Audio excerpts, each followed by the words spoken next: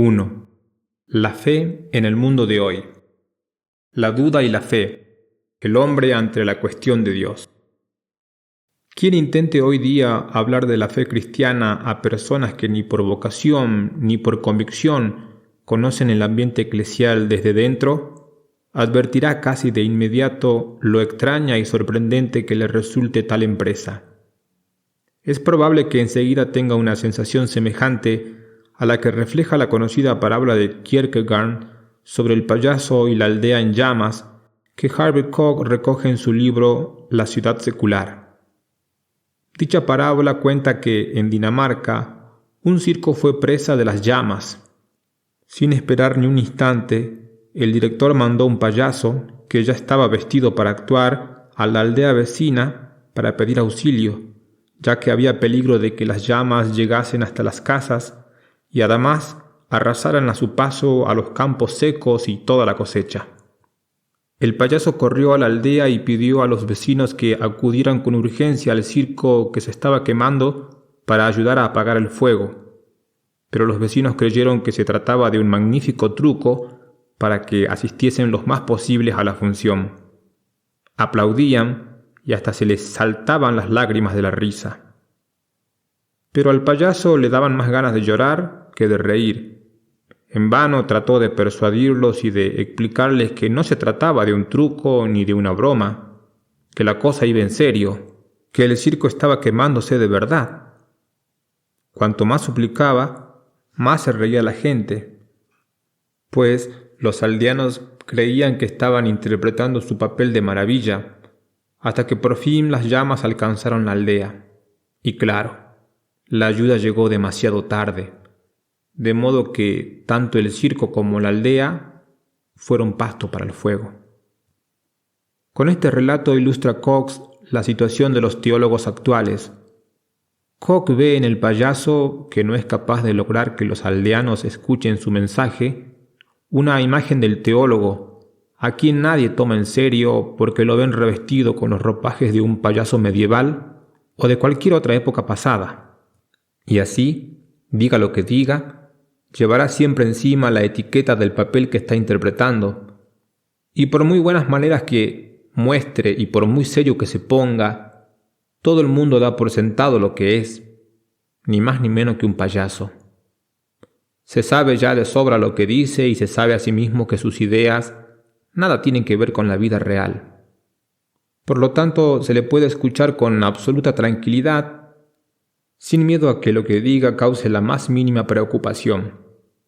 Está claro que tal imagen es, en cierto modo, un reflejo de la desalentadora situación en que se encuentra el pensamiento teológico actual, que no es otra cosa que la abrumadora imposibilidad de romper con los clichés habituales del pensamiento y del lenguaje, así como la de tratar de justificar que la teología es algo sumamente serio para la vida humana. Pero quizás debamos sondear las coincidencias de modo más radical. Tal vez el irritante cuadro que hemos pintado, aun conteniendo gran parte de verdad y aspectos que han de tenerse muy en cuenta, simplifique la situación. Porque puede parecer que el payaso, es decir, el teólogo que todo lo sabe, llega a nosotros con un mensaje absolutamente claro. Los aldeanos, a los que con tanta urgencia se dirige, esto es, los hombres que viven al margen de la fe, serían por su parte gente que no sabe nada, gente a la que hay que enseñar lo que desconoce. Lo único que tendría que hacer el payaso es cambiar de vestimenta y quitarse el maquillaje para que todo se aclarara. Pero, ¿es tan sencillo? Basta con que enarbulemos el ayornamiento, nos quitemos los coloretes y asumamos la apariencia mundana de un lenguaje secular o de un cristianismo sin religión para que todo se arregle.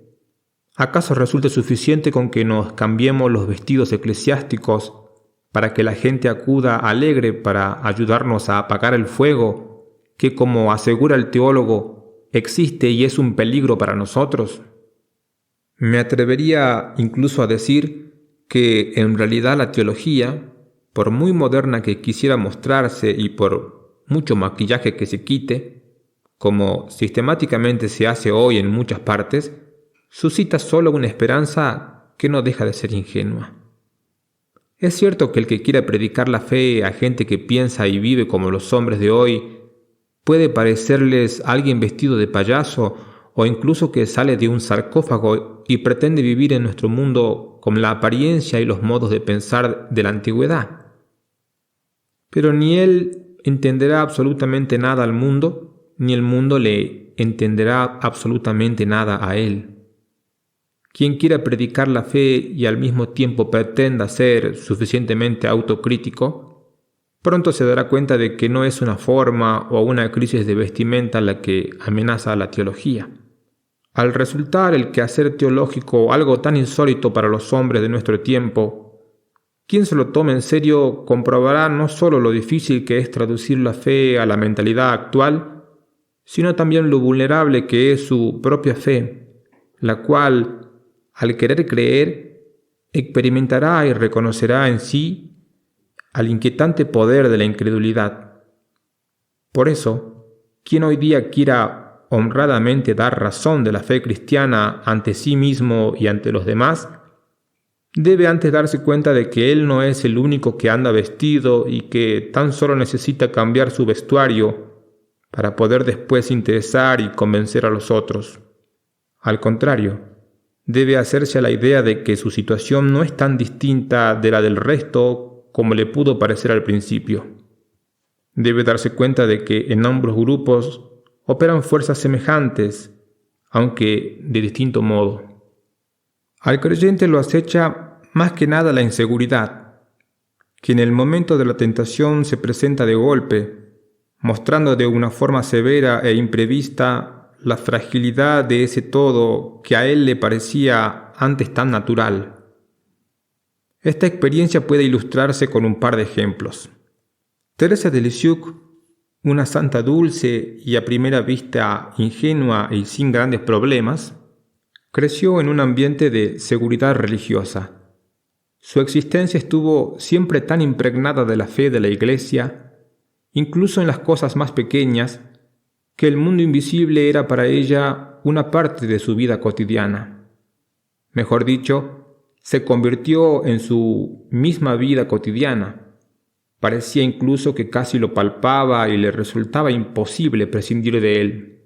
La religión era para ella un dato más de su vida diaria, y se comportaba con ella como nosotros con todas esas cosas familiares que configuran nuestra vida. Pero precisamente ella, la que parecía sumergida en la más completa seguridad, durante las últimas semanas de su pasión, nos dejó escritas unas sorprendentes y misteriosas confesiones. Sus hermanas en religión, asustadas, mitigaron ciertas expresiones de su herencia literaria, que no fue publicada en su forma original hasta pasados bastantes años. Una de esas expresiones es: «Me importunan las ideas de las peores materialistas». Su entendimiento se vio acosado por todos los argumentos que pueden formularse en contra de la revelación. Le pareció haber perdido el sentimiento de la fe. Se sintió en el pellejo de los pecadores. Es decir, en un mundo que, al parecer, no tiene grietas, de improviso el creyente descubre que, bajo el firme entablado de las convicciones fundamentales y fijas, se abre un abismo amenazador. En esta situación, uno ya no se plantea qué hay que discutir, defender o negar la asunción de María, la confesión, etc., pues todo eso parece secundario. Lo que realmente está en juego es el conjunto, o todo o nada.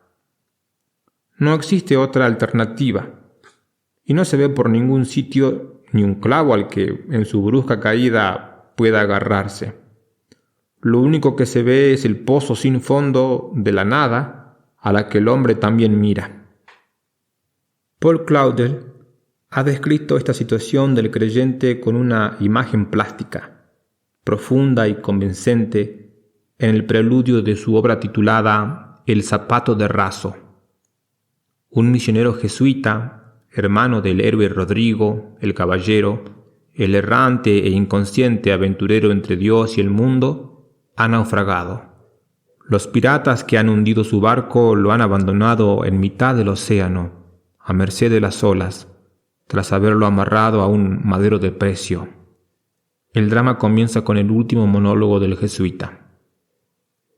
Señor, os agradezco que me hayáis atado así. A veces he encontrado penosos vuestros mandamientos. Mi voluntad en presencia de vuestra ley se ha sentido perpleja, reacia, pero hoy estoy más estrechamente unido a vos que nunca. Y por más que examino cada uno de mis miembros, no hay ni uno solo que sea capaz de separarse de vos. Verdad es que estoy atado a la cruz, pero la cruz no está atada a soporte alguno. Flota en el mar. Clavado en la cruz, pero la cruz en el aire, sobre el abismo. Difícilmente se podría describir con mayor exactitud y con precisión más incisiva la situación del creyente actual. Lo único que lo sujeta es un madero desnudo que pende sobre un abismo y parece que está a punto de hundirse para siempre. Solo un madero lo amarra a Dios, pero a decir verdad, lo amarra inexorablemente y él sabe que, al fin y al cabo, el madero es más fuerte que la nada, que está a sus pies, pero que sigue siendo el verdadero poder que amenaza su existencia. El cuadro presenta asimismo otra dimensión más amplia, que a mi juicio es la principal. El jesuita náufrago no se encuentra solo. En él se anuncia la suerte de su hermano, en él se refleja el destino de su hermano, del hermano que él tiene por incrédulo, a quien Dios ha vuelto la espalda porque cree que lo suyo no es la espera, sino la posesión de lo que se puede alcanzar, como si él pudiera ser de otro modo al que tú eres. Observemos, sin intención de seguir en todos sus detalles la trama de la obra de Claudel, cómo destinos aparentemente contrarios se unen hasta el punto de que llega un momento en que el destino de Rodrigo se asemeja al de su hermano. Al final, el caballero se convierte en esclavo del barco y se contenta con que una monja vestida de harapos y con una herrumbrosa sartén en la mano lo tome consigo como despreciable mercancía. Dejemos la imagen y volvamos a la situación que venimos hablando. El creyente solo puede realizar su fe en el océano de la nada, de la tentación y de lo problemático. El océano de la inseguridad es el único lugar que se le ha asignado para vivir su fe. Sin embargo, no pensemos por eso que el no creyente es el que, sin problema alguno, carece sencillamente de fe. Como ya hemos dicho, el creyente no vive sin problemas, sino que está siempre amenazado por la caída en la nada. Pero tenemos que reconocer y hemos de decir que los destinos de los hombres se entrelazan. Tampoco el no creyente vive una existencia enclaustrada en sí misma, ya que incluso a aquel que se comporta como positivista puro, a aquel que ha vencido la tentación e incitación de lo sobrenatural y ahora solo acepta lo que ve y toca, siempre lo acuciará la misteriosa inseguridad de si el positivismo tiene realmente la última palabra, de si jamás va a abandonarlo. Igual que el creyente se esfuerza por no dejarse ahogar por el agua salada de la duda que el océano continuamente le lleva a la boca, también el no creyente duda de su incredulidad, de la real totalidad del mundo que él ha decidido explicar como un todo. Jamás estará seguro del carácter total de lo que él ha considerado y explicado como el todo, sino que lo acuciará la pregunta de si, a pesar de todo, la fe no será lo real y la que exprese lo real. Al igual que el creyente se siente amenazado de continuo por la incredulidad, que es para él su más seria tentación, así también la fe será siempre tentación para el no creyente y amenaza para su mundo, al parecer cerrado de una vez para siempre. En una palabra, Nadie puede sustraerse al dilema del ser humano. Quien quiera escapar de la incertidumbre de la fe, caerá en la incertidumbre de la incredulidad, que jamás podrá afirmar de forma cierta y definitiva que la fe no sea la verdad. Solo al rechazar la fe se da uno cuenta de que es irrechazable. Tal vez sea oportuno traer aquí a colación la historia judía que cuenta Martin Buber, ya que en ella se percibe con absoluta claridad el dilema del ser humano al que acabamos de aludir. Uno de los ilustrados, un hombre muy instruido que había oído hablar de Bertie Shawver, fue un día a buscarlo para, como solían hacer, disputar con él y poner en solfa sus obsoletas pruebas en favor de la verdad de su fe. Cuando entró en el aposento de Zadig, lo encontró paseando por la habitación con un libro en las manos y sumido en profunda meditación. Ni siquiera parecía darse cuenta de que tenía visita, pero de pronto miró al recién llegado y le dijo: «Quizás sea verdad». El hombre instruido trató en vano de conservar la serenidad. El sádic le parecía tan terrible, su simple frase le resultó tan colosal que le empezaron a temblar las piernas. El rabí Levi Zigzag se volvió totalmente hacia él y le dijo muy sereno: «Amigo mío, los grandes de la Torá, con los que has disputado, se han prodigado en palabras, y tú, cuando te ibas, te has echado a reír. No han podido ponerte ni a Dios ni a su reino encima de la mesa. Pero piensa esto, quizás sea verdad». El ilustrado movilizó todas sus fuerzas más íntimas para contrarrestar el ataque, pero aquel quizá, que de vez en cuando retumbaba en sus oídos, oponía resistencia. Dejando a un lado el ropaje literario, creo que en esta historia se describe con mucha precisión la situación del hombre de hoy ante la cuestión de Dios. Nadie puede poner a Dios y su reino encima de la mesa, y el creyente por supuesto tampoco. El que no cree puede sentirse seguro de su incredulidad, pero siempre le atormenta la sospecha de que quizás sea verdad. El quizá es siempre una tentación ineludible a la que nadie puede sustraerse. Al rechazarla, se da uno cuenta de que la fe no puede rechazarse. Digámoslo de otro modo, tanto el creyente como el no creyente participan, cada uno a su modo, en la duda y en la fe, siempre y cuando no se oculten a sí mismos y a la verdad de su ser. Nadie puede sustraerse totalmente a la duda o a la fe. Para uno la fe estará presente a pesar de la duda, para el otro mediante la duda o en forma de duda. Es ley fundamental del destino humano encontrar lo decisivo de su existencia en la perpetua rivalidad entre la duda y la fe, entre la impugnación y la certidumbre. Quizás justamente por eso la duda que impide que ambos se cierren herméticamente en lo suyo pueda convertirse ella misma en un lugar de comunicación. Impide a ambos que se recluyan en sí mismos. Al creyente lo acerca al que duda y al que duda lo lleva al creyente.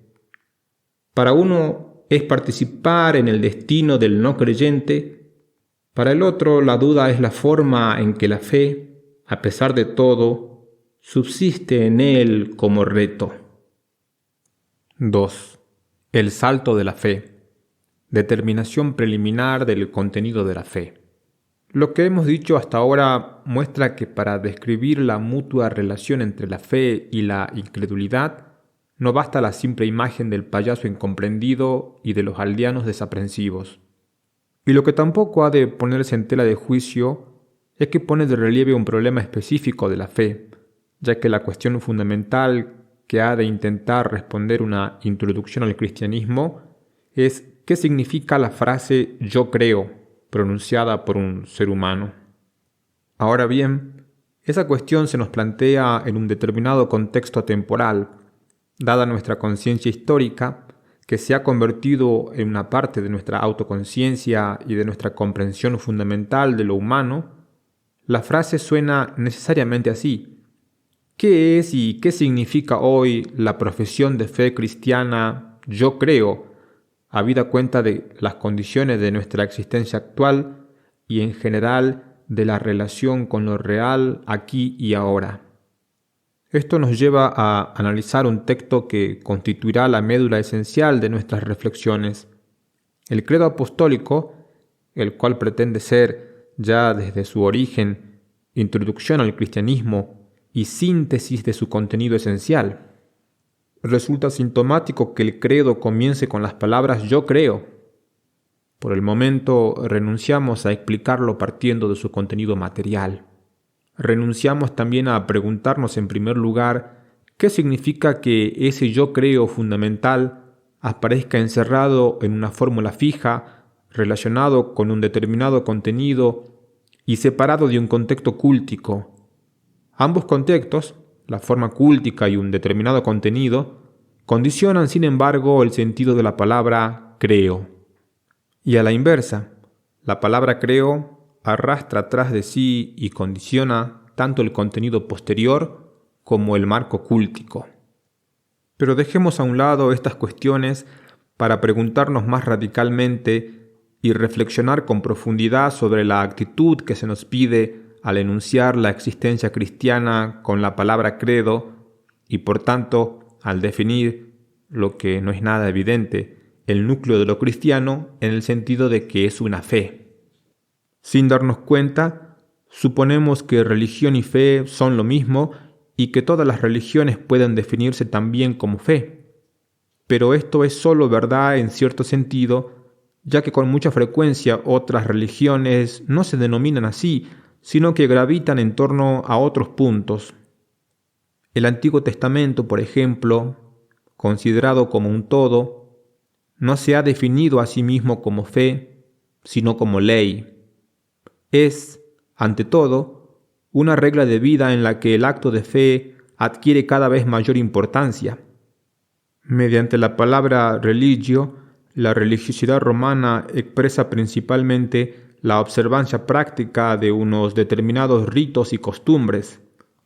El acto de fe en lo sobrenatural no es decisivo para ella.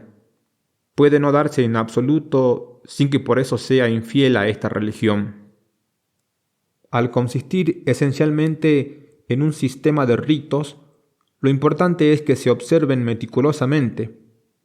Así podríamos recorrer toda la historia de las religiones. Pero nos bastan estos apuntes para que caigamos en la cuenta de lo poco lógico que es que el núcleo del ser cristiano se exprese con la palabra credo y que su forma de situarse ante lo real se llame fe. Con esto el problema se vuelve más apremiante. ¿Qué actitud indica verdaderamente esa palabra? Además, ¿por qué no es tan difícil introducir nuestro yo más personal en ese yo creo? ¿Por qué nos parece casi imposible cambiar nuestro yo actual, cada uno el suyo, irremisiblemente separado del de los demás, por el yo tan predeterminado y predefinido desde hace tantas generaciones del yo creo? Entrar en ese yo de la fórmula del credo, transformar el yo esquemático de la fórmula en carne y hueso del yo personal, fue siempre una tarea ardua que parecía casi imposible. De hecho, cuando se ha llevado a cabo muchas veces en lugar de rellenar el esquema con carne y hueso, lo que ha pasado es que el yo se ha transformado en esquema. Cuando nosotros, como creyentes de nuestro tiempo, oímos decir, quizás no sin cierta envidia, que todos nuestros antepasados de la Edad Media eran, sin excepción, creyentes, haríamos muy bien en echar una ojeada detrás de los bastidores, guiados por la moderna investigación histórica. Y esto nos puede aclarar que también entonces había un gran número de simpatizantes, pero que eran relativamente pocos los que se habían adentrado realmente en ese movimiento interno de la fe. La investigación histórica nos enseña que para muchos la fe cristiana era solamente un esquema preconcebido de vida que por lo menos les ocultaba tanto como les mostraba la, a su juicio, ardua y auténtica aventura del credo.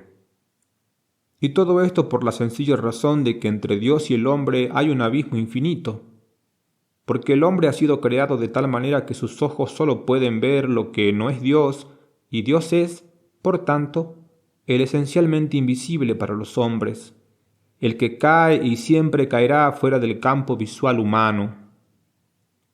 Dios es esencialmente invisible.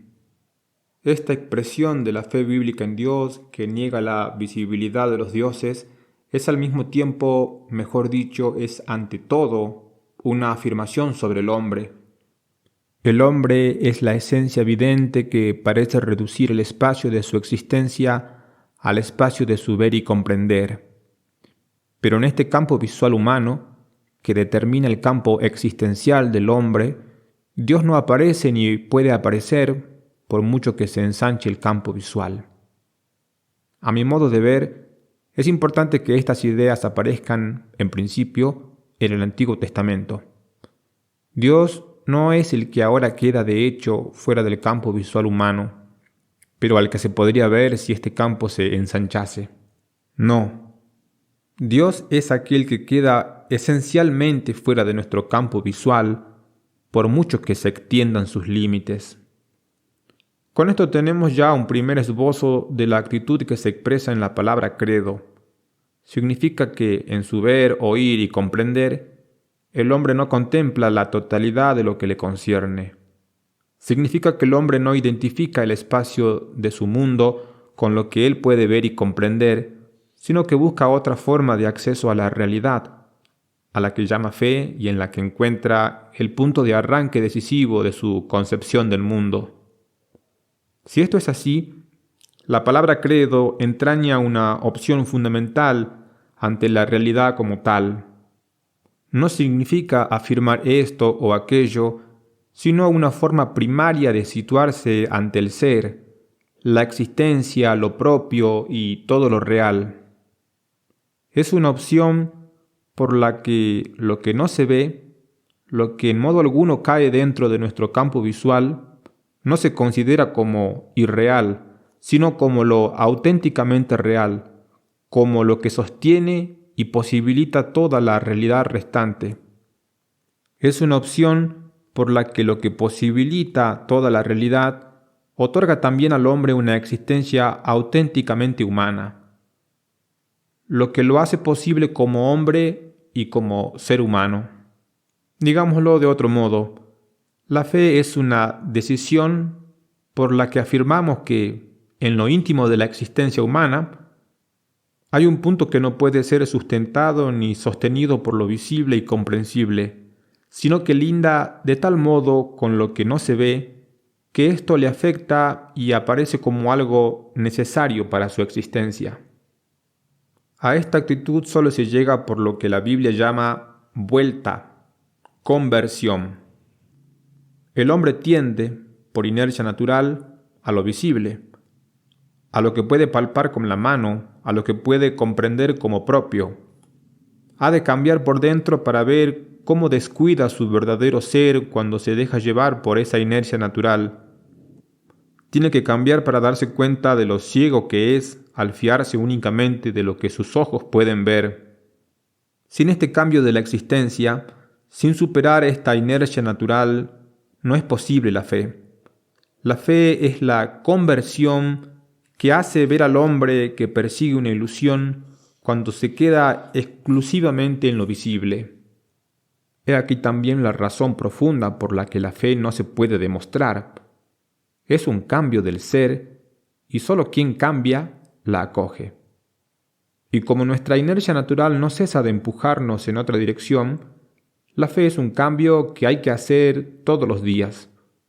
Solo en una conversión que dure toda nuestra vida podemos captar qué significa la frase yo creo. He aquí la razón por la cual la fe es hoy día, en la situación concreta que nos impone nuestro mundo moderno, problemática y al parecer casi imposible. Pero no solo hoy, ya que la fe siempre ha sido, de forma más o menos velada, un salto sobre el abismo infinito desde el mundo visible que tanto agobia al hombre. La fe siempre tiene algo de ruptura arriesgada y de salto, porque en todo tiempo implica la osadía de ver en lo que no se ve lo verdaderamente real, lo verdaderamente básico. La fe nunca ha sido una actitud que por sí misma tenga que ver con lo que agrada a la existencia humana. La fe siempre ha sido una decisión que afecta a la profundidad de la existencia, un cambio continuo del ser humano al que tan solo se puede llegar mediante una resolución firme. 3. El dilema de la fe en el mundo de hoy. Ya tenemos una idea de la aventura que comporta esencialmente la actitud de fe. Vamos a reflexionar ahora sobre algo que nos mostrará la gran dificultad que se nos presenta en este momento.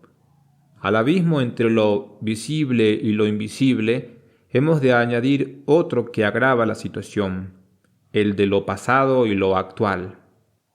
La gran paradoja que ya de por sí es la fe se nos agranda al ver que se nos presenta ataviada con vestidos de otros tiempos. Parece incluso que es el pasado mismo, sus formas propias de vivir y de existir.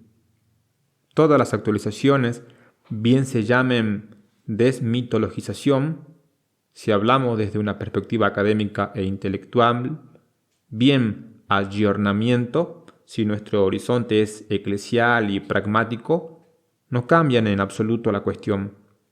Al contrario, lo que hacen todos estos esfuerzos de actualización es aumentar nuestra sospecha de que se califica sin ambajes de actual lo que es pura y simplemente pasado. Estos esfuerzos de actualización nos dejan muy claro que todo eso es de ayer. La fe ya no se considera un salto temerario que reta al hombre a tener la valentía de salir de nuestro mundo visible hacia la aparente nada de lo invisible e incomprensible. Antes bien, la vemos como la exigencia de obligarnos hoy a lo pasado, de juzgar lo pasado como imperecederamente definitivo. Pero, ¿quién quiere eso en una época en la que, en vez del concepto de tradición, se impone la idea de progreso? De refilón topamos con algo específico de nuestra situación actual y que no carece de importancia para nuestro tema. El concepto tradición fue un programa que caracterizó a las generaciones espirituales pasadas. Parecía el refugio donde uno podía cobijarse. Por lo tanto, quien invocaba la tradición se sentía seguro y a salvo. Pero hoy se tiene justamente la sensación contraria. La tradición es algo superado, algo pasado de moda, algo de ayer. El progreso, en cambio, es la auténtica promesa del ser, de tal forma que el ser humano ya no se avecinda en la tradición, en el pasado, sino en el ámbito del progreso y del futuro. A quien considera el futuro como su propio deber y posibilidad, la fe, presentada con la etiqueta de tradición, le parecerá una cosa superada. La fe no podrá, pues, abrirle el lugar de su existencia. Esto significa que el primer escándalo de la fe, la distancia entre lo visible y lo invisible, entre Dios y lo que no es Dios, se tapa y bloquea con un segundo escándalo, con la antítesis entre ayer y hoy, entre tradición y progreso, así como por la vinculación con el pasado que la fe parece suponer. Que ni el sutil intelectualismo de la desmitologización ni el pragmatismo del ayornamiento pueden convencernos realmente, lo vemos con claridad en que incluso la desfiguración del escándalo básico de la fe cristiana es un asunto de tal magnitud que supera la pura y simple teoría y la pura y simple acción. En cierto sentido, solo aquí aparece una peculiaridad del escándalo cristiano, lo que podríamos llamar positivismo cristiano o el imprescindible carácter positivo de lo cristiano. Con esto quiero decir que la fe cristiana no trata simplemente, como a primera vista podría pensarse, de lo eterno como lo absolutamente otro, que queda fuera del mundo y del tiempo humano, sino que trata más bien de Dios en la historia, de Dios como hombre. La fe pretende ser revelación, ya que parece superar el abismo que yace entre lo eterno y lo temporal, entre lo visible y lo invisible, y porque a Dios nos lo presenta como un hombre, al eterno como temporal, como uno de nosotros. Funda su pretensión de ser revelación en que ha introducido lo eterno en nuestro mundo. A Dios nadie lo ha visto jamás. El Hijo único que es Dios y que está en el seno del Padre nos lo ha dado a conocer. Juan capítulo 1 versículo 18. Apoyándonos en el texto griego, podríamos decir que se ha hecho exégesis de Dios, pero sigamos con nuestro idioma. El original nos autoriza a tomarlo de un modo absolutamente literal, es decir, que Jesucristo ha explicado a Dios, que lo ha sacado de sí mismo, o como dice más drásticamente la carta primera de Juan, que lo ha expuesto a nuestra vista y a nuestro tacto, que aquel a quien nadie vio entra ahora en contacto histórico con nosotros. A primera vista parece ser realmente el cenit de la revelación y de la explicación de Dios. El salto que hasta ahora nos llevaba a lo infinito parece haberse reducido a unas dimensiones al alcance del hombre, ya que basta con que demos un par de pasos hacia ese hombre de Palestina para encontrarnos con Dios. Pero las cosas tienen una sorprendente doble cara. Lo que a primera vista nos parecía la revelación más radical, lo que en cierto sentido siempre permanecerá revelación, la revelación, es al mismo tiempo el más extraordinario oscurecimiento y encubrimiento.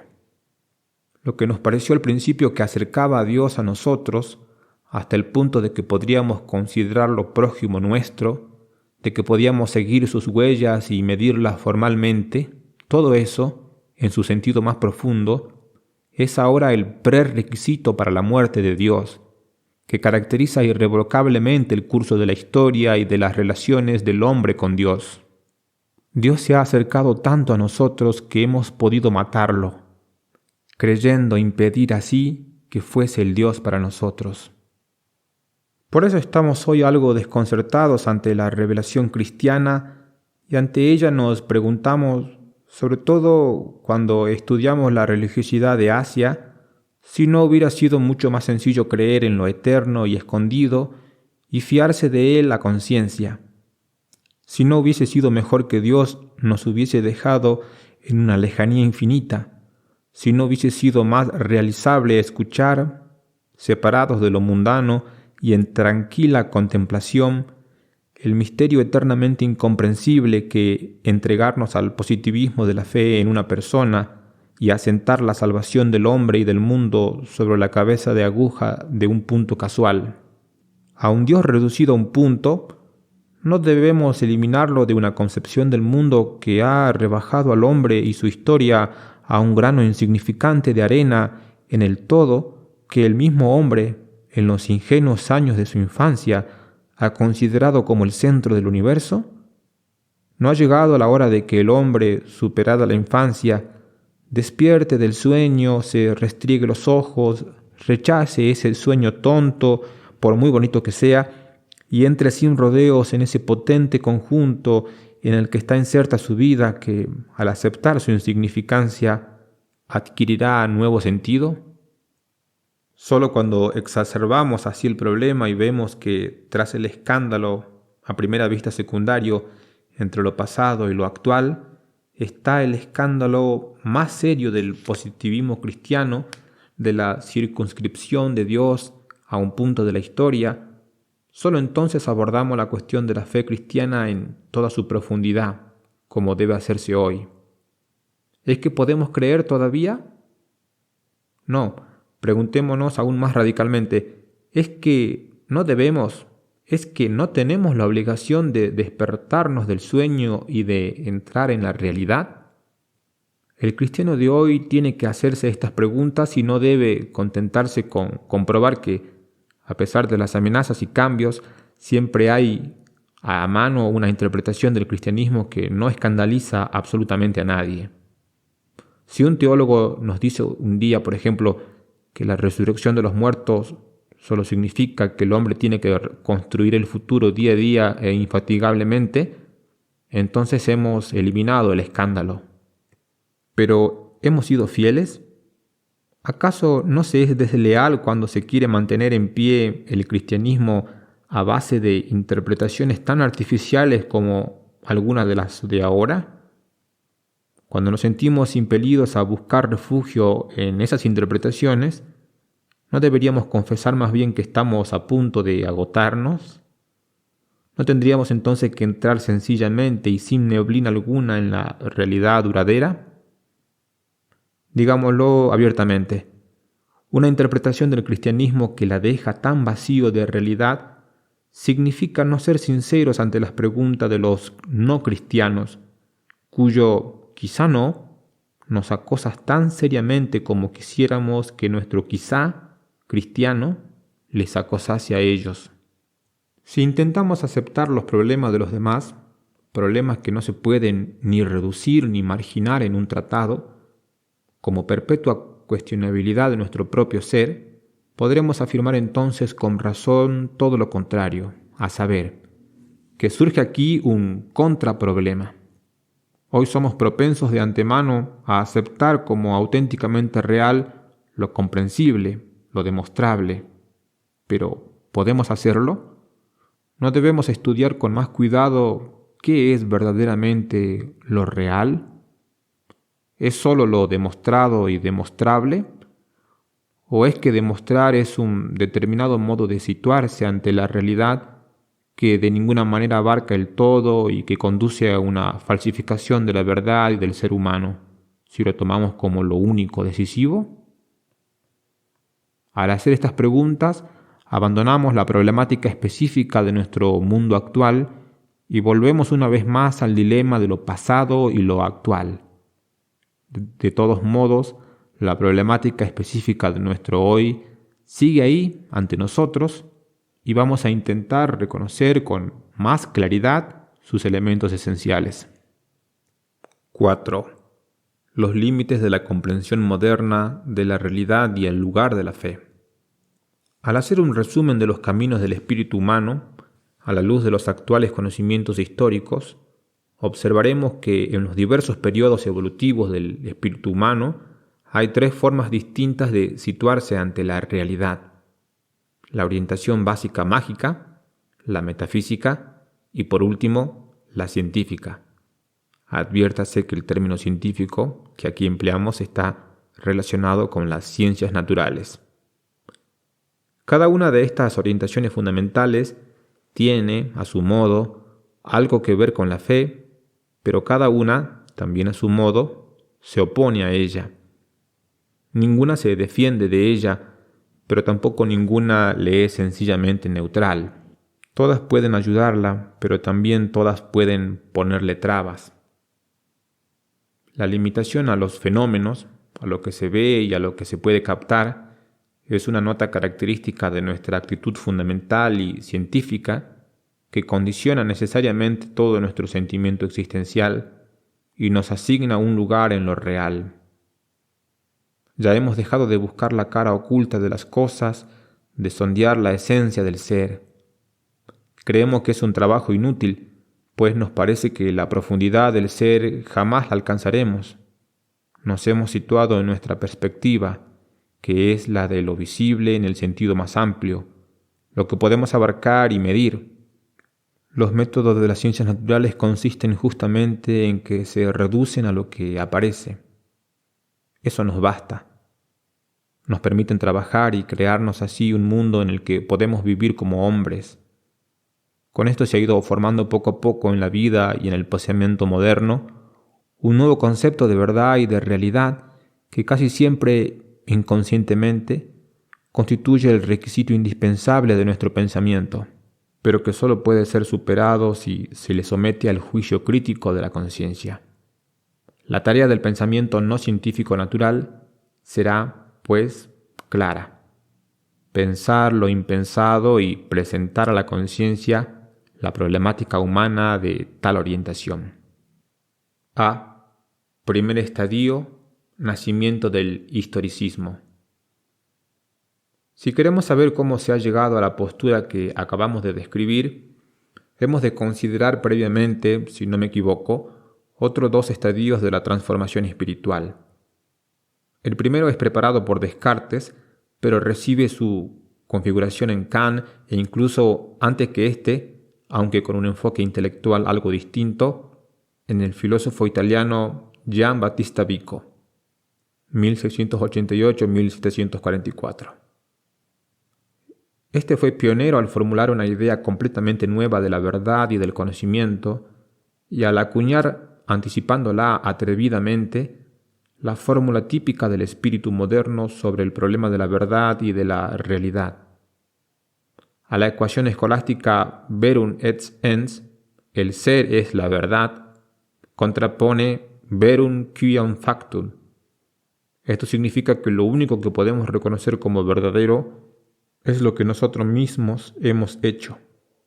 A mi juicio, esta fórmula señala el final de la vieja metafísica y el comienzo del auténtico y peculiar espíritu moderno. Ella representa con precisión inimitable la revolución que el pensamiento moderno supuso para toda la anterior. Para la antigüedad y la Edad Media, el ser mismo es verdadero, es decir, se puede conocer porque lo ha hecho Dios, el entendimiento por antonomasia, pero lo ha hecho porque lo ha pensado. Para el creador espíritus, para el espíritu creador, pensar y hacer es lo mismo. Su pensar es su crear. Para la antigüedad y la Edad Media, el ser es ser pensado, pensamiento del espíritu absoluto. Es decir, todo ser es idea, todo ser es pensamiento, logos, verdad. Por consiguiente, el pensar humano es pospensar del ser mismo, pospensar de la idea que es el ser mismo. El hombre puede pensar porque su propio logos, su propia razón, es logos del único logos, pensamiento del pensamiento originario, del espíritu creador que impregna el ser. Para los antiguos y medievales la obra humana es, por el contrario, algo contingente y efímero. El ser es idea y por tanto pensable, objeto del pensamiento y de la ciencia que busca la sabiduría. Sin embargo, la obra del hombre es mezcla de logos y no logos, mezcla que con el tiempo se pierde en el pasado. No permite una plena comprensibilidad porque carece de actualidad, requisito de la contemplación, y porque le falta logos, inteligibilidad ininterrumpida. Por eso la ciencia antigua y medieval creía que el saber de las cosas humanas era solamente tecné, capacidad artesanal, no verdadero conocer ni, por lo tanto, verdadera ciencia. Por eso en las universidades medievales las artes eran sólo el preludio de la ciencia propiamente dicha que reflexiona sobre el ser. Esta tesis pervive todavía claramente en Descartes, al comienzo de la época moderna, por ejemplo, cuando niega expresamente a la historia el carácter de ciencia. Por mucho que diga el historiador que conoce la historia de Roma, sabe menos de ella que cualquier cocinera romana. Saber latín significa hablarlo igual de bien que las criadas de Cicerón. Unos 100 años después, Vico cambió radicalmente el canon de verdad de la Edad Media, que aún seguía en vigor, logrando meterlo correctamente en la cabeza y dando así expresión al giro fundamental del espíritu moderno. Solo ahora es cuando comienza la postura que da origen a la época científica, en cuyo desarrollo seguimos inmersos. Vamos a reflexionar un poco más sobre esto, ya que es importante para nuestro problema. Descartes creyó que la única verdadera certeza era la formal, la de la razón, purificada de las inseguridades de lo positivo. Se anuncia el paso a la edad moderna cuando la certeza matemática se convierte en modelo de la certeza de la razón, cuando la matemática pasa a ser la forma primaria del pensar racional. Mientras que aquí el que quiera seguridad no podrá aún prescindir de los hechos. Vico propone justamente la tesis contraria. Siguiendo formalmente a Aristóteles, dice que el saber real consiste en saber las causas de las cosas. Conozco una cosa si conozco su causa. Si conozco el fundamento, conozco lo que en él se funda. Sin embargo, de estas cosas se extrae y se formula una conclusión nueva. Si el conocer real implica el conocimiento de las causas, entonces solo podemos conocer verdaderamente lo que nosotros mismos hemos hecho, ya que solo nosotros nos conocemos a nosotros mismos. La identidad entre la verdad y el ser queda suplantada por la identidad entre la verdad y la facticidad. Puede conocerse solamente el hecho, lo que nosotros mismos hemos hecho. La tarea y posibilidad del espíritu humano no es la de reflexionar sobre el ser, sino sobre el hecho, lo realizado, sobre el mundo exclusivo de los hombres, que es lo único que nosotros podemos comprender verdaderamente. El hombre no ha creado el cosmos, por eso no puede comprenderlo en su profundidad más íntima. El conocer pleno y demostrable solo está a su alcance en las ficciones matemáticas y en lo concerniente a la historia, que es el ámbito de la actividad humana y por tanto de lo comprensible. En medio del océano de la duda, que amenaza a la humanidad después de la caída de la vieja metafísica al comienzo de la época moderna, se redescubre en el hecho la tierra firme sobre la que el hombre puede intentar construirse una existencia nueva. Comienza el dominio del hecho, es decir, la radical conversión del hombre hacia su propia obra como lo único que puede conocer. A esto va unida la transmutación de todos los valores, transmutación que convierte la historia subsiguiente en un tiempo realmente nuevo, opuesto al antiguo. La historia, a la que antes se despreció y consideró como acientífica, se convierte, junto con las matemáticas, en la única ciencia verdadera. Estudiar el sentido del ser, que antes parecía lo único digno para un espíritu libre, se considera ahora una tarea ociosa e inútil que no puede desembocar en un conocer propiamente dicho. En las universidades dominan ahora las matemáticas y la historia que incluye en sí todo el mundo de las ciencias y la transforma radicalmente. Con Hegel, y aunque de modo diverso también con Comte, la filosofía pasa a ser una cuestión de la historia en la que el ser mismo ha de comprenderse como proceso histórico. En Ferdinand Baur, la teología se hace historia. En su investigación utiliza métodos estrictamente históricos, estudia lo que aconteció en el pasado y cree llegar así a su raíz más profunda. La economía nacional se estudia en Marx desde una perspectiva histórica y la tendencia histórica afecta también a las ciencias naturales en general. Según Darwin, el sistema de lo vivo es una historia de la vida. A la idea de que las cosas siguen tal y como fueron creadas, la sustituye Darwin con la idea del origen. Las cosas proceden unas de otras y se remiten unas a otras. El mundo ya no es, por tanto, el sólido edificio del ser, sino un proceso cuya evolución continua es el movimiento del ser mismo. Esto significa que el mundo tan solo se puede conocer como algo hecho por el hombre. El hombre ya no es capaz de contemplarse a sí mismo, porque de nuevo está en el plano del hecho, en el que no puede reconocerse más que como un producto de antiquísimas evoluciones. Se crea así una situación muy curiosa. Cuando surge un antropocentrismo radical, el hombre solo puede conocer su propia obra y tiene que aprender a considerarse como algo que ha aparecido casualmente, como puro hecho. El cielo del que parecía proceder se le desploma. La tierra de los hechos sigue a su alcance, pero tiene que excavarla para descifrar la fatigosa historia de su devenir. B. Segundo estadio. El paso al pensar técnico. Verum quia factum. Este programa que convierte la historia en el lugar de la verdad de los hombres es por sí solo insuficiente. Únicamente fue plenamente efectivo cuando se unió a otro motivo formulado por Karl Marx unos 100 años después, con una expresión que se ha hecho clásica. Hasta ahora los filósofos se han limitado a interpretar diversamente el mundo, pero de lo que se trata es de transformarlo.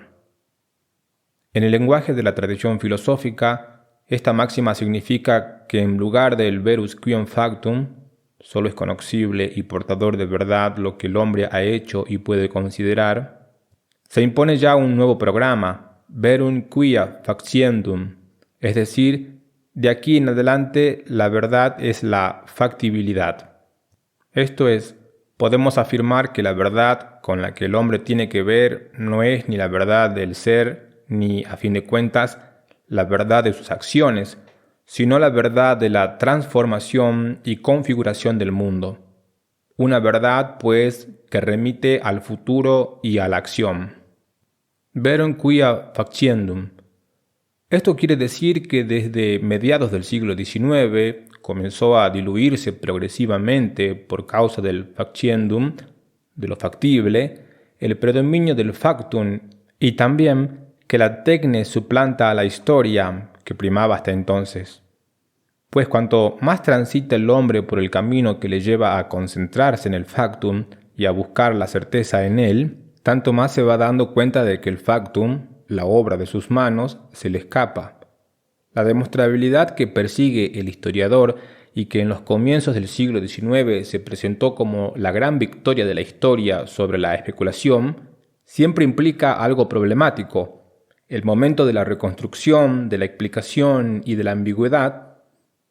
Por eso, al comienzo del siglo XX, la historia sufre una crisis, y el historicismo, con su orgullosa pretensión de saber, se vuelve problemático. Cada vez se ve más claro que no existe ni el puro hecho ni su inconmovible seguridad, que en el factum siempre están contenidas tanto la interpretación como su ambigüedad. Cada día resulta más difícil ocultar que todavía no se tiene la certeza que la investigación de los hechos prometió a quienes rechazaban la especulación. Por eso, cada día se fortaleció más la convicción de que el hombre, a fin de cuentas, solo puede conocer lo que se puede repetir, lo que en el experimento aparece una y otra vez ante nuestros ojos.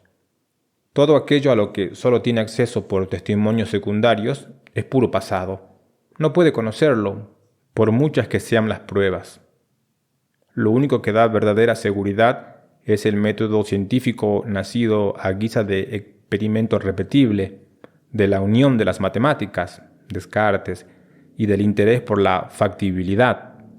Del matrimonio del pensar matemático con el pensar factible nace el estado espiritual del hombre moderno, determinado por las ciencias naturales, que por eso, en cuanto a factibilidad, significa inclinación a la realidad. El factum ha dado lugar a la faciendum. Lo hecho ha originado lo factible, lo repetible, lo comprobable. Se llega así al primado de lo factible sobre lo hecho, porque ¿qué es en realidad lo que puede hacer el hombre con lo simplemente sucedido? No puede encontrar ahí su sentido, no puede convertirse en guardián del museo de su propio pasado si quiere dominar su presente. Como antes la historia, también ahora la tecné deja de ser un estadio inferior del desarrollo espiritual de la humanidad, aun cuando siempre despida cierto tufillo a barbarie para una conciencia orientada decididamente hacia las ciencias del espíritu. Debido a la situación espiritual general, ha cambiado radicalmente el panorama. La tecné no queda confinada por mucho tiempo en los sótanos de las ciencias, o mejor dicho, el sótano se ha convertido en lo realmente decisivo, quedando la parte superior del edificio solamente como residencia para estudiantes aristócratas. La tecné se convierte en la auténtica posibilidad y en el auténtico deber del hombre. Lo que antes estaba abajo, ahora está arriba de todo. Con esto, la perspectiva cambia una vez más. En la antigüedad y en la Edad Media, el hombre estaba orientado hacia lo eterno, tras un breve reinado del historicismo, al pasado. Ahora, la factibilidad, lo faciendum, lo orienta hacia el futuro que él mismo pueda crear. Antes, cuando los conocimientos sobre la historia de los orígenes le llevaron a afirmar resignadamente que partiendo de su pasado no era sino tierra, puro azar de la evolución, estaba desilusionado y hasta parecía degradado. Pero todo esto ya no le molesta porque ahora, proceda de donde proceda, puede encarar decididamente su futuro para hacer de sí mismo lo que quiera. Ya no le parece imposible hacerse Dios, que ahora se presenta solo como faciendum, como el factible del final, y no como logos, como inteligencia del principio. Por lo demás, todo eso se manifiesta ya actualmente de forma muy concreta en la problemática antropológica. Mucho más importante que la doctrina de los orígenes, que prácticamente queda ya atrás como algo evidente, es la cibernética, la posibilidad de diseñar el nuevo hombre que se va a crear, de tal manera que, incluso teológicamente, el hecho de que el hombre pueda ser manipulado por su propio plan supone un problema mucho más serio que el del pasado humano, aunque ambos son inseparables y se condicionan mutuamente. La reducción del hombre a un factum es el requisito para comprenderlo como un faciendum, que le conducirá espontáneamente a un nuevo futuro. C. El problema del lugar de la fe. Con este segundo paso del espíritu moderno, con el paso a la factibilidad, se va a pique el primer intento de la teología de dar respuesta a las nuevas circunstancias. La teología había querido afrontar la problemática del historicismo, de su reducción de la verdad al factum, construyendo la misma fe como historia. A primera vista, con este cambio podía darse por contenta. Al fin y al cabo, el contenido de la fe cristiana es esencialmente histórico y las expresiones bíblicas no son metafísicas, sino que tienen un carácter fáctico. La teología solo podía estar aparentemente de acuerdo si la obra de la metafísica era suplantada por la de la historia. Solo así llegaría su hora. Y quizá podría también contabilizar en su haber la nueva evolución como resultado de sus propios principios. El subsiguiente destronamiento de la historia por la Tecnem ahogó rápidamente estas esperanzas. De ahí que nos agobia ahora otra idea. Uno se siente tentado de avecindar la fe no en el campo del factum, sino en del faciendum, y de interpretarla por medio de una teología política, como instrumento para transformar el mundo. A mi modo de ver, en la situación actual con eso solo se repetiría lo que ya emprendió el pensar histórico salvífico en la época del historicismo. Observamos que en el mundo se ha impuesto la perspectiva de lo factible y respondemos situando la fe en ese plano. No quiero calificar estos dos intentos de solución sin sentido. De ningún modo, no sería justo. Lo que tanto uno como otro permiten aflorar es más bien lo que en otras épocas pasó más o menos inadvertido. La fe cristiana tiene realmente que ver con el factum, vive de un modo muy peculiar en el plano de la historia, y no es pura casualidad que tanto el historicismo como la historia hayan crecido justamente en el ámbito de la fe cristiana. La fe participa también, sin duda alguna, en la transformación del mundo, en su configuración, en su oposición a la indolencia de las instituciones humanas y de lo que ahí saca partido. Digamos una vez más que difícilmente puede considerarse como casualidad el que la comprensión del mundo como factibilidad creciera dentro de las tradiciones judeocristianas y que Marx las pensase y formulase inspirado por ellas, aunque en oposición a las mismas. Por eso, no hemos de negar que en ambos casos sale a la luz algo de la fe cristiana que antes permanecía muchas veces oculto. La fe cristiana está decididamente comprometida con las fuerzas motrices de la época moderna. La hora histórica actual nos brinda la oportunidad de comprender de forma totalmente nueva, partiendo de ella, la estructura de la fe en el factum y en el faciendum. Corresponde a la teología tomar en serio esta exigencia y esta posibilidad y hallar los periodos oscuros y aciagos del pasado para superarlos. Pero no hagamos juicios demasiado rápidos. Quien crea que los intentos antes mencionados se excluyen mutuamente, quien coloque la fe en el plano del factum o en el del factiendum, no descubrirá jamás el significado de la frase yo creo, credo, cuando la pronuncia un ser humano, ya que quien así se expresa, por de pronto no idea un programa de activa transformación del mundo, ni se asocia a una cadena de acontecimientos históricos. A modo de ensayo, y para poner de relieve lo más característico, diría yo que el acontecimiento de la fe no pertenece a la relación saber-hacer tan específica del ámbito espiritual del pensar factible. El acontecimiento de la fe se expresa mejor con la relación permanecer-comprender. A mi juicio, se ponen así de manifiesto dos concepciones generales y posibilidades del ser humano que no carecen de relación entre sí, pero que ciertamente se distinguen. 5. La fe como permanecer y comprender. Una vez que he contrapuesto los conceptos permanecer-comprender a saber-hacer, voy a referirme a un texto bíblico fundamental sobre la fe, que es imposible traducir, pero cuyo sentido profundo trató Lutero de expresar en esta frase: si no creen, no permanecerán. Literalmente podríamos traducirlo así: si no creen, si no se apoyan en Yahvé, no tendrán apoyo. Isaías capítulo 7, versículo 9. Una única raíz, amem, tiene un cúmulo de significados que se entremezclan y diferencian y que dan a esta frase la sutil grandiosidad que posee. La raíz expresa la idea de verdad, solidez, firmeza, suelo, pero también indica confiar, confiarse, abandonarse a algo, creer. La fe es como un sujetarse a Dios en quien el hombre tiene un firme apoyo para toda su vida. La fe se describe pues como un agarrarse firmemente, como un permanecer en pie confiadamente sobre el suelo de la palabra de Dios. La versión griega del Antiguo Testamento, llamada de los 70, ha traducido esta frase en el contexto griego tanto desde el punto de vista lingüístico como conceptual, al redactarla así: si no creen, no comprenden.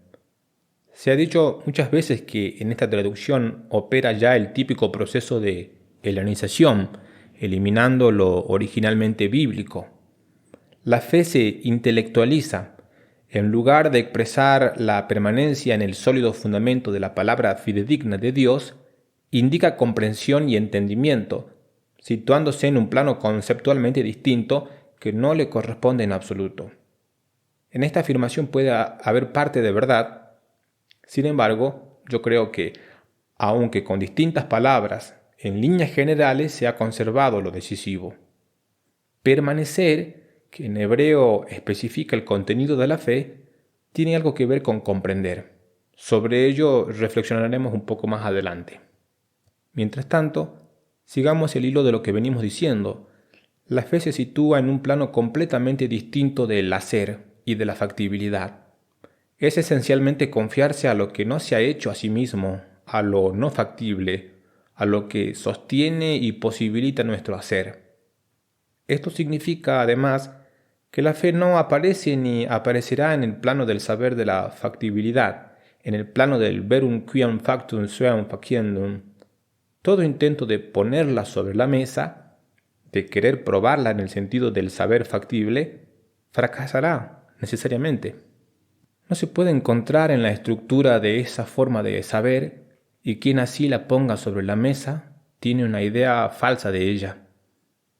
El penetrante quizá con que la fe cuestiona al hombre en todo tiempo y lugar no alude a la inseguridad dentro del saber factible, sino que es poner en tela de juicio lo absoluto de ese ámbito. Es su relativización como único plano del ser humano y del ser en general, que solo puede ser algo penúltimo. Es decir, nuestras reflexiones nos han llevado a un lugar que nos permite afirmar que ante la realidad el hombre puede adoptar dos actitudes básicas, totalmente distintas, porque se sitúan en planos absolutamente distintos. Recordemos la contraposición que establece Martin Heidegger al hablar de la dualidad entre el pensamiento matemático y el pensamiento conceptual. Ambas formas de pensar son legítimas y necesarias, pero justamente por ello, ninguna puede disolverse en la otra. Deben existir las dos, el pensar matemático, que tiene que ver con la factibilidad, y el pensar conceptual, que se pregunta por el sentido. No creemos que el filósofo de Frideburgo se equivoque totalmente cuando manifiesta su temor de que, en un momento en que el pensamiento matemático triunfa por doquier, el hombre se vea amenazado, quizá más que antes por la falta de ideas, por la renuncia al pensar. Por ejemplo, en el siglo XIII, un gran teólogo franciscano como San Buenaventura echaba en cara a sus colegas de la Facultad de París que habían aprendido a medir el mundo, pero que habían olvidado cómo medirse a sí mismo. Es decir, podemos afirmar que la fe, en el sentido del credo, no es una forma imperfecta de saber, una opinión que el hombre puede o debe remover con el saber factible. Es más bien y esencialmente una forma de actitud espiritual que existe como propia y autónoma junto al saber factible, pero que no se refiere a él ni de él se deduce. Pues la fe no está subordinada ni a lo factible ni a lo hecho, aunque tenga algo que ver con ambos, sino al ámbito de las grandes decisiones a cuya responsabilidad no puede sustraerse el hombre y que en rigor solo se pueden realizar de una forma. A esta forma la llamamos fe. Me parece ineludible ver con absoluta claridad cómo cada hombre tiene que tomar postura de algún modo en el terreno de las decisiones fundamentales, y esto solo puede hacerlo en forma de fe. Hay un terreno en el que no cabe otra respuesta que la de la fe, a la que nadie puede sustraerse. Todo ser humano tiene que creer de algún modo. El marxismo, sin embargo, ha sido quien ha hecho el mayor esfuerzo hasta ahora para subordinar la actitud de fe a la del saber factible, ya que aquí el Faktiendung, el futuro que se crea a sí mismo, representa a la vez el sentido del hombre, de tal forma que la aportación de sentido que se realiza en la fe o que ella asume parece transferirse al plano de lo factible. Llegamos así, sin duda alguna, a la última consecuencia del pensar moderno.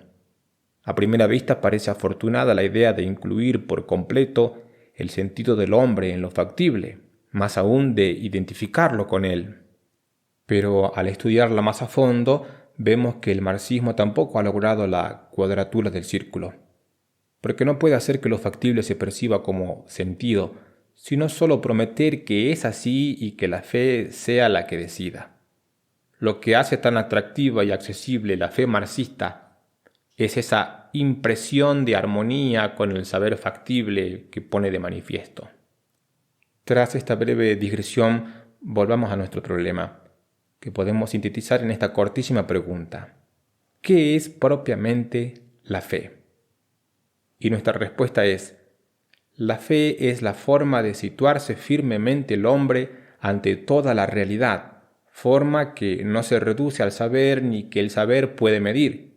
Es la orientación sin la cual el hombre sería un apátrida, la orientación que precede a todo cálculo y a toda acción humana, y sin la que le sería imposible calcular y actuar, porque eso solo puede hacerlo en virtud de un sentido que lo sostiene. De hecho, el hombre no solo vive del pan de lo factible. Como hombre y en lo más propio de su ser humano, vive de la palabra, del amor, del sentido. El sentido es el pan del que se alimenta el hombre en lo más íntimo de su ser. Huérfano de palabra, de sentido y de amor, cae en el ya no vale la pena vivir, aunque viva en medio de un confort extraordinario. ¿Hay alguien que no sepa lo mucho que esta situación del ya no vale la pena vivir se pueda dar aun cuando por fuera reine la opulencia? Pero el sentido no viene del saber. Quererlo conseguir a base del saber demostrable de la factibilidad sería tan absurdo como la pretensión de Munchausen, que quería salir del estanque tirándose de los pelos. Creo que lo absurdo de esta historia pone claramente de manifiesto cuál es la situación del hombre de hoy. Del estanque de la inseguridad, del no poder más, no se sale espontáneamente, ni no nos sacamos nosotros mismos con una cadena de conclusiones lógicas, como haría Descartes con su cogito ergo sum. El sentido que se ha hecho a sí mismo no es al final sentido. El sentido, es decir, el suelo en que nuestra existencia puede permanecer y vivir, no se puede construir, solo se puede recibir. Hemos partido de un análisis general de la actitud de fe y ahora llegamos sin solución de continuidad a la forma cristiana de fe. Creer cristianamente significa confiarse al sentido que me sostiene a mí y al mundo, considerarlo como el fundamento firme sobre el que puedo permanecer sin miedo alguno. Hablando más tradicionalmente, podríamos decir que creer cristianamente significa comprender nuestra existencia como respuesta a la palabra, al logo que todo lo sostiene y lo soporta. Significa afirmar que el sentido que nosotros no podemos construir, que solo nos es dado recibir, se nos ha regalado, de manera que lo único que tenemos que hacer es aceptarlo y fiarnos de él. Según eso, la fe cristiana es optar a favor de que lo recibido precede al hacer. Eso no quiere decir que se desprecie el hacer o que se lo considere superfluo. Solo porque hemos recibido, podemos hacer. La fe cristiana significa también, como hemos dicho, considerar lo invisible como más real que lo visible. Es afirmar la supremacía de lo invisible como lo propiamente real, lo cual nos sostiene y autoriza a situarnos relajados y tranquilos ante lo visible, respondiendo ante lo invisible como verdadero fundamento de todas las cosas. Por eso, no puede negarse que la fe cristiana constituya una doble afrenta a la actitud predominante hoy en el mundo. Como positivismo y fenomenologismo, nos invita a limitarnos a lo visible, a lo aparente, en el más amplio sentido de la palabra. Nos invita a extender la actitud metódica fundamental a la que las ciencias naturales deben sus resultados, a la totalidad de nuestra relación con la realidad. Y como Tecné nos exige de nuevo confiar en lo factible, esperando que sea el suelo que nos soporte. El primado de lo invisible sobre lo visible, del recibir sobre el hacer, discurre en sentido totalmente opuesto a esa situación fundamental. Por eso resulta hoy tan difícil dar el salto a la confianza en lo invisible. Y con todo, la libertad del hacer y la del aceptar lo visible por la investigación metódica se hacen posibles por el carácter provisional que la fe cristiana otorga a ambos y por la jerarquía que así se inicia. 6. La razón de la fe. Quien reflexione sobre esto pronto se dará cuenta de que la primera y la última palabra del credo, creo y amén, se entrelazan entre sí, abarcan todos los demás enunciados y constituyen el contexto de cuanto hay entre ellas.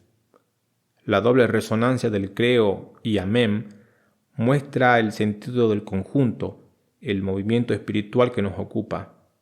Ya hemos dicho que el término amén procede de la misma raíz de la que deriva fe. Amén expresa a su modo lo que significa creer, permanecer firme y confiadamente en el fundamento que nos sostiene. No porque ya lo haya hecho y examinado, sino justamente porque ni lo he hecho ni puedo examinarlo. Expresa la entrega de sí mismo a lo que nosotros no podemos ni tenemos que hacer. La entrega de sí mismo al fundamento del mundo como sentido que me ofrece antes que nada la libertad del hacer. Esto no significa que lo que aquí sucede sea ponerse a ojos cerrados en manos de lo irracional.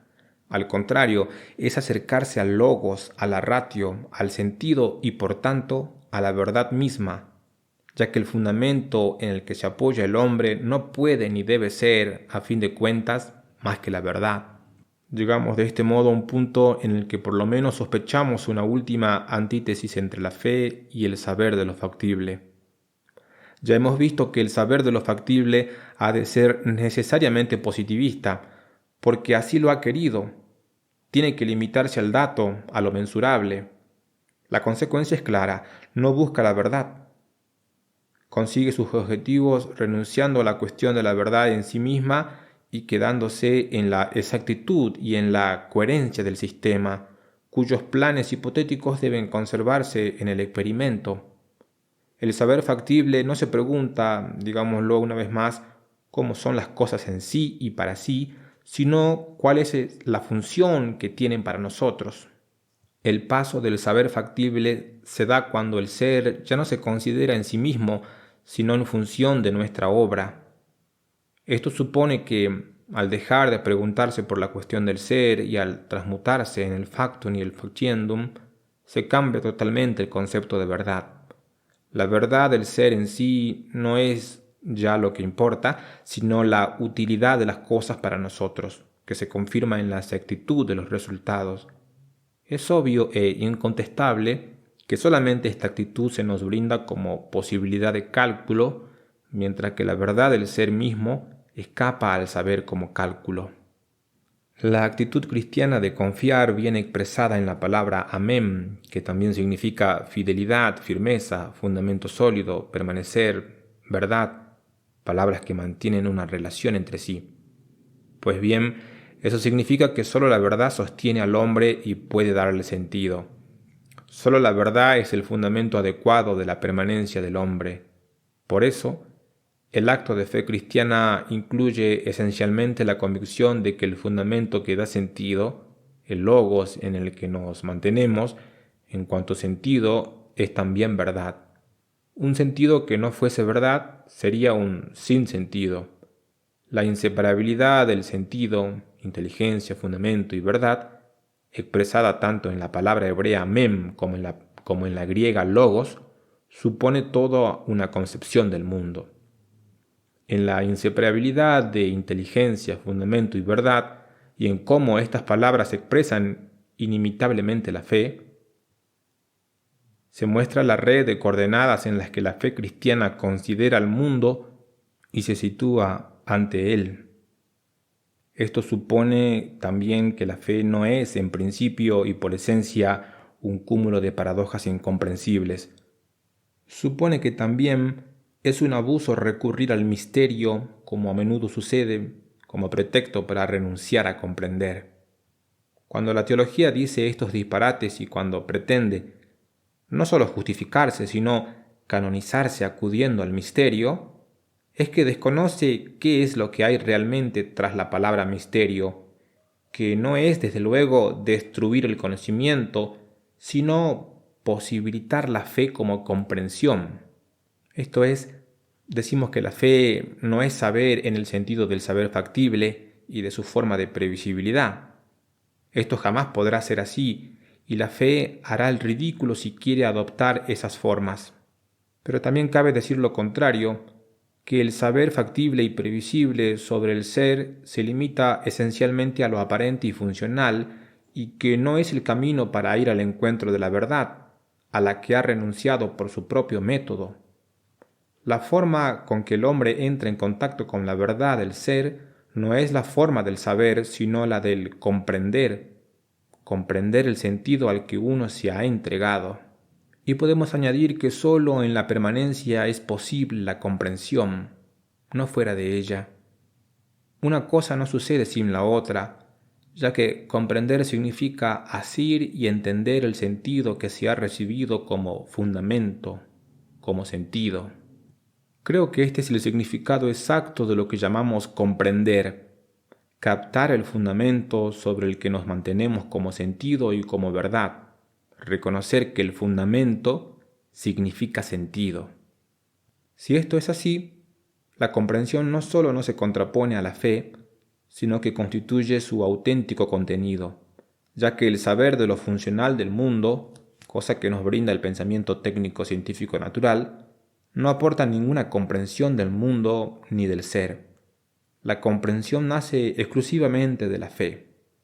Por eso, una tarea primordial de la fe cristiana es la teología, discurso comprensible, lógico, racional, inteligible de Dios.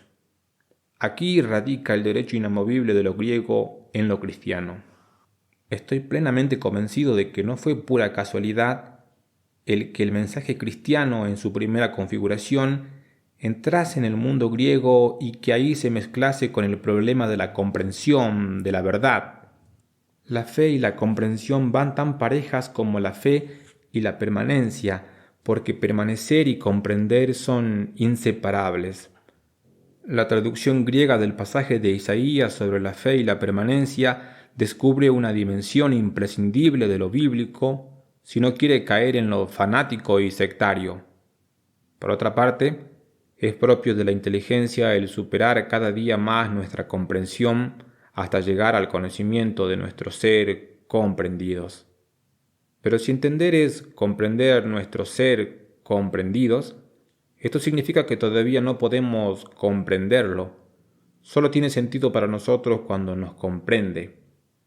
En este sentido podemos hablar con rigor del misterio como fundamento que nos precede, que siempre nos supera, que nunca podemos alcanzar ni superar.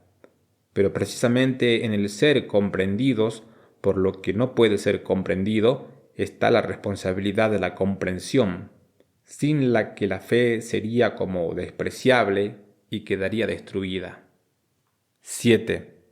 Creo en ti. Todavía no hemos hablado del rasgo más fundamental de la fe cristiana, su carácter personal. La fe cristiana es mucho más que una opción a favor del fundamento espiritual del mundo.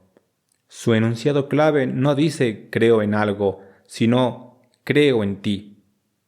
Ese encuentro con el hombre Jesús y en ese encuentro experimenta el sentido del mundo como persona.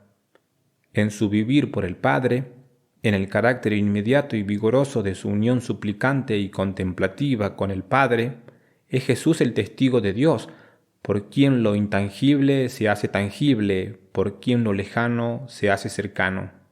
Más aún, no es un puro y simple testigo al que creemos lo que ha visto en una existencia en la que ha llegado a alcanzar la profundidad de toda la verdad. No, es la presencia de lo eterno en este mundo. En su vida, en la entrega sin reserva de su ser a los hombres, se hace presente el sentido del mundo, se nos brinda como amor que también me ama a mí y que hace que valga la pena vivir la vida con el don incomprensible de un amor que no está amenazado por ningún pasado ni por ningún ofuscamiento egoísta. El sentido del mundo es el tú, ese tú que no es un problema que hay que resolver, sino el fundamento de todo, fundamento que no necesita a su vez de ningún otro fundamento. La fe es, pues, encontrar un tú que me sostiene y que en medio de todas las carencias y de la última y definitiva carencia que comporta el encuentro humano, regala la promesa de un amor indestructible y que además de ansiar la eternidad, la otorga. La fe cristiana vive de que no existe el puro entendimiento, sino el entendimiento que me conoce y me ama, de que puedo confiarme a Él con la seguridad de un niño que en el tú de su madre ve resuelto todos sus problemas. Por eso la fe, la confianza y el amor son, a fin de cuentas, una misma cosa. Y todos los contenidos en torno a los cuales gira la fe no son sino aspectos concretos del cambio radical, del yo creo en ti, del descubrimiento de Dios en el rostro del hombre Jesús de Nazaret. Como hemos visto antes, esto no nos libra de pensar. ¿Eres tú de verdad el que ha de venir? Esto es lo que, en un momento oscuro y angustioso, preguntó Juan el Bautista, es decir, el profeta que mandó a sus discípulos a Jesús de Nazaret, el profeta que dijo de él que era el más grande, el que solo podía ayudar a preparar los caminos del Señor. ¿Eres tú el profeta? ¿Lo eres realmente? El creyente vivirá siempre en esa oscuridad que crea a su alrededor, como prisión de la que no puede huir, la oposición del que no cree, la indiferencia del mundo que sigue adelante como si nada hubiera sucedido, parece ser solo una burla de sus esperanzas. ¿Lo eres realmente? A hacernos estas preguntas nos obliga la honradez del pensamiento y la responsabilidad de la razón, y también la ley interna del amor que quiera conocer más y más a aquel a quien ha dado su sí para poder amarle más y más. ¿Lo eres realmente? Todas las reflexiones de este libro tienen que ver con esta pregunta y giran en torno a la forma fundamental de la confesión. Yo creo en ti, Jesús de Nazaret, como sentido, logos del mundo y de mi vida.